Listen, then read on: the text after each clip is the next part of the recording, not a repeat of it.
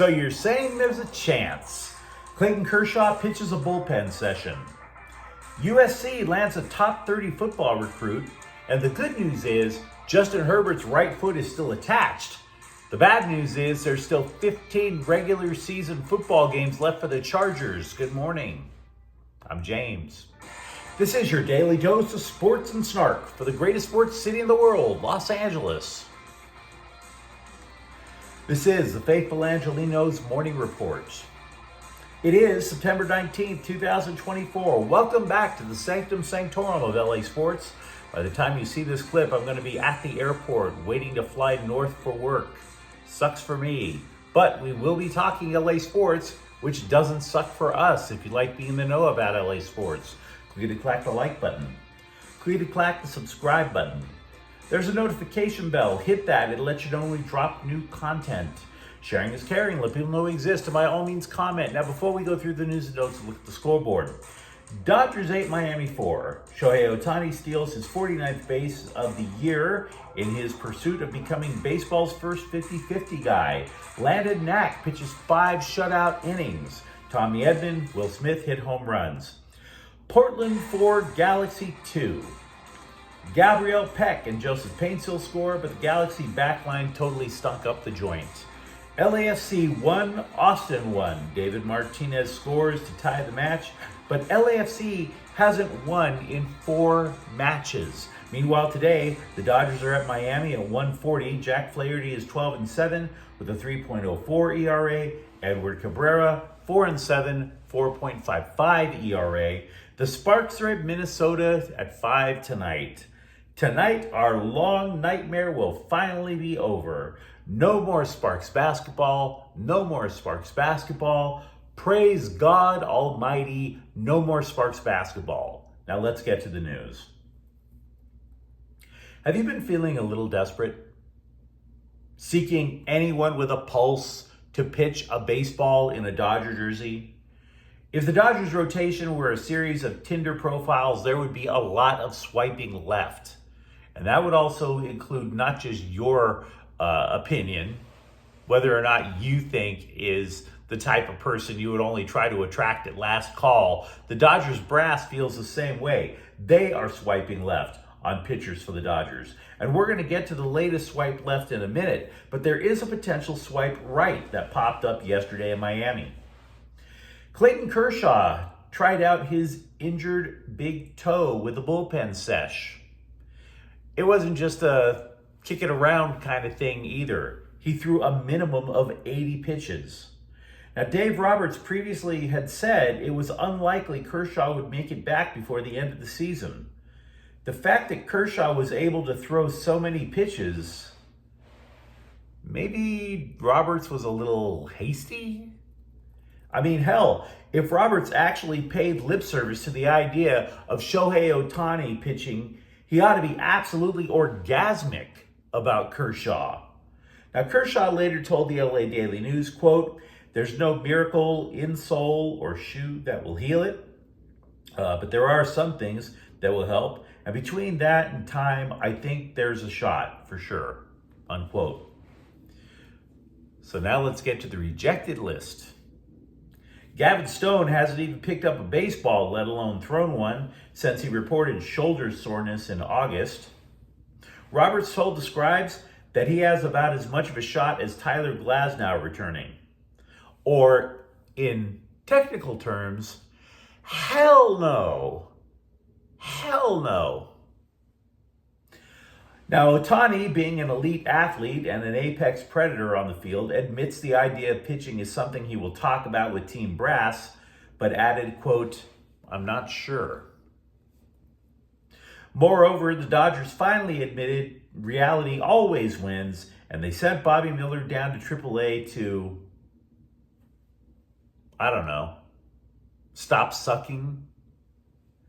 Hate to be blunt, but dude.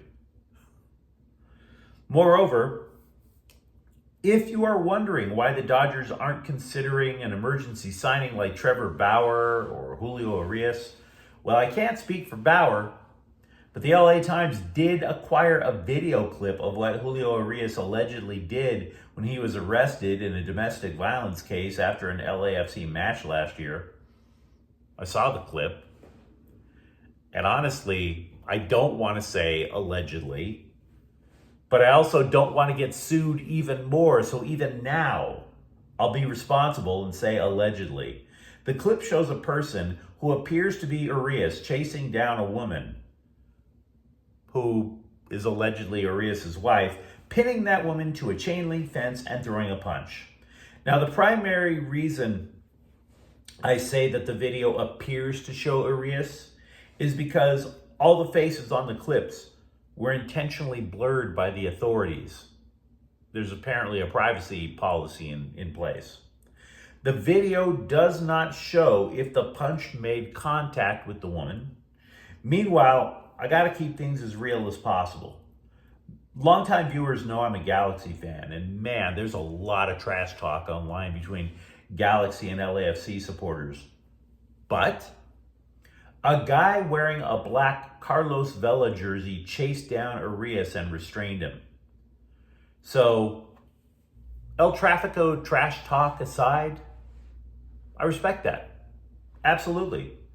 Now, meanwhile, back to Urias, he hasn't pitched in the major since. Major League Baseball hasn't even decided if they were going to suspend him again for violating the league's domestic violence policy. He pleaded no contest to misdemeanor domestic battery earlier this year. So as you can tell, lots and lots and lots of Dodger pitching news. You let me know what you think in the comments thread. Meanwhile, all Lincoln Riley and the Trojans had to do was prove it. I will grant you 2 wins does not a national power make, but over the summer, when recruits for the class of 2025 would switch away for USC, we at Faithful Angelenos were talking about the importance of patience. You know, recruits hearing all these great sales pitches from USC, they also saw USC on the field last season. They at least wanted to see if there was some sort of an improvement. I mean, if you show enough results on the field, recruits will be fighting to play for USC. So, USC just landed another late 5-star recruit for the class of 2025, wide receiver Jerome Miles of Utah. You think that Juju Lewis, the quarterback out of Georgia, had a feeling that Riley would eventually address skill positions? I mean, maybe that's why Lewis never wavered while defensive recruits stayed on the East Coast and after changing their minds. Now, Miles is 6'2", 210 pounds. Totally sounds like he would be a handful to bring down.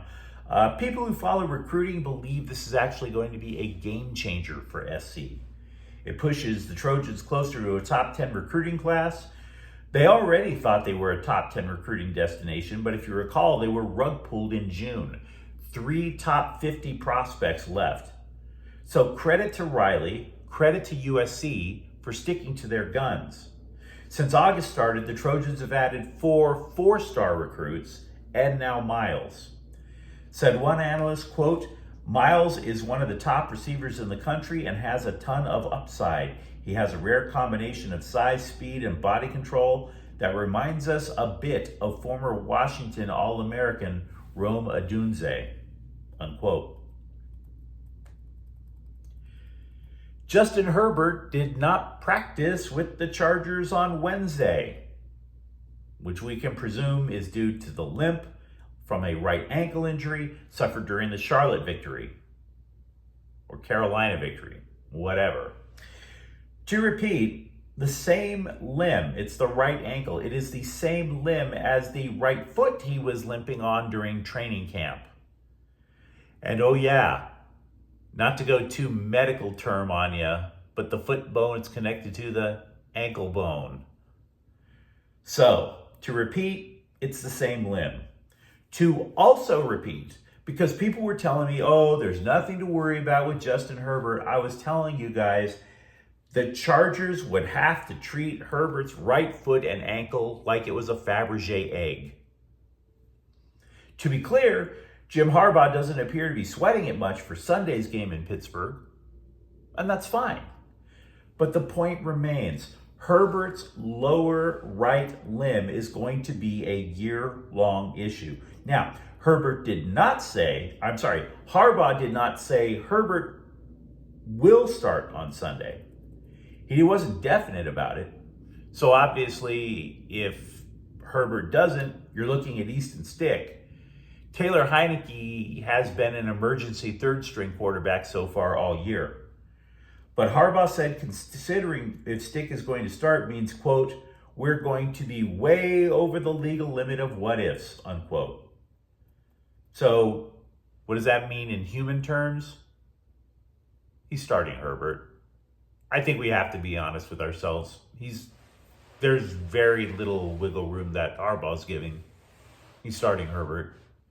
You just got to be careful, because that bad boy could go at any time. The Rams are obviously shredded along the offensive line, but it wasn't just by injuries. You might recall left tackle Alaric Jackson, he had a 2-game suspension. Well, the suspension is up. Jackson was asked to comment as to what he did to get suspended, and he was like, nah. And so then the scribes decided, okay, we'll just chase down Sean McVay. Sean McVay was asked, and he was like, double nah. Can't say that I blame McVay, though. The Rams are 0-2. He's got bigger fish to fry. Cooper Kupp, unlike 2/3 of the roster, has not been placed on injured reserve yet, and he is not going to have surgery on his injured ankle, so that's lovely. But he's also wearing a cast, so what? The plan, according to the LA Daily News, is to have Kupp in a cast for a week, then see if rehab will help. But offensive tackle Jonah Jackson and safety John Johnson are going on injured reserve. As expected, they will each miss the next 4 games.